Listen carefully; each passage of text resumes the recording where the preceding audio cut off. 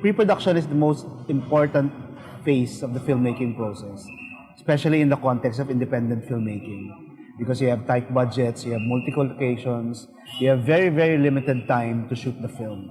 So pre-production has to be ironed out almost seamlessly. You have to be on the same page with everyone before you step on set. So I know a lot of there's a tendency for you to be sort of over enthusiastic to get shooting, and there's also a tendency for pre-production to be very, very tedious. But it's very, very important to go through it and to iron it out. The pre-production phase is usually divided, at least in my experience, it's usually divided into 3 sections.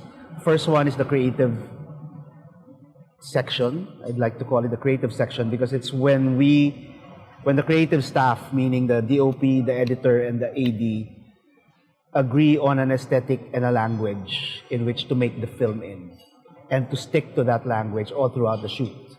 The second phase is the logistic phase, which is basically everybody coming in and figuring out how to shoot the film. From the production designers, to the location managers, we break down the script, we break down the days, we figure out which scenes to shoot on this day, all that. And then the third phase involves the cast already. We have cast readings, we have rehearsals, we have workshops. So those are the 3 major phases of pre-production. Pre-production involves the whole creative staff. At least the first phase of pre-production involves the whole staff. Not just the creative staff, but the whole staff. The producer, the production managers, the location managers, the production designers, director of photography, editor, script continuity, all the major staff of a film is involved in the pre-production process.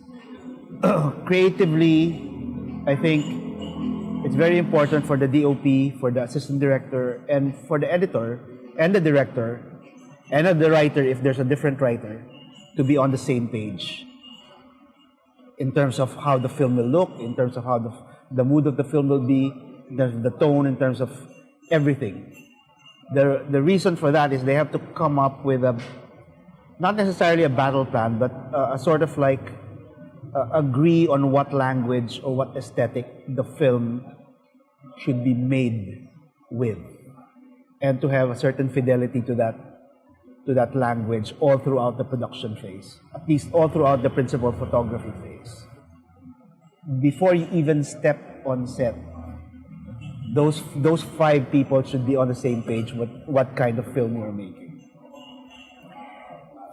In my own experience, in the 4 films that I've made, it always starts with me, the DOP, and the assistant director, and the editor, talking about the film and what kind of film we want to make, what kind of language we want to use, what kind of aesthetic we want to use, and then agreeing to be loyal to that language, to be loyal to that aesthetic.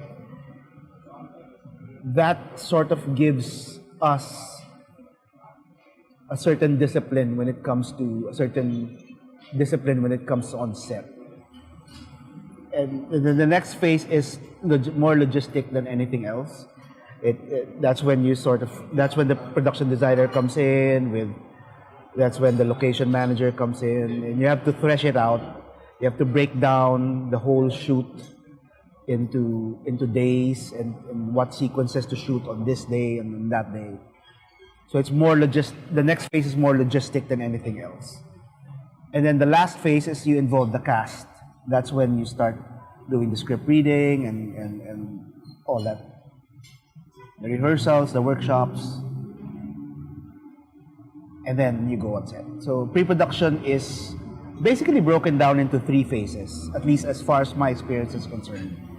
Phases. It's that creative it's that creative conference with the DOP, the AD, and the editor. It's a way of disciplining us, at the same time making us aware of what kind of film we're making. It's very important because, particularly in the case of the DOP, because he has to like the film in a certain way and for post.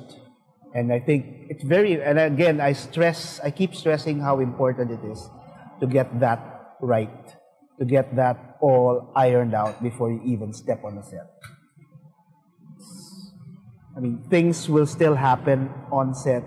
There will still be situations where you need creative solutions, but coming onto a set with a very, very ironed out after a very, very ironed out pre-production is going to help you immensely.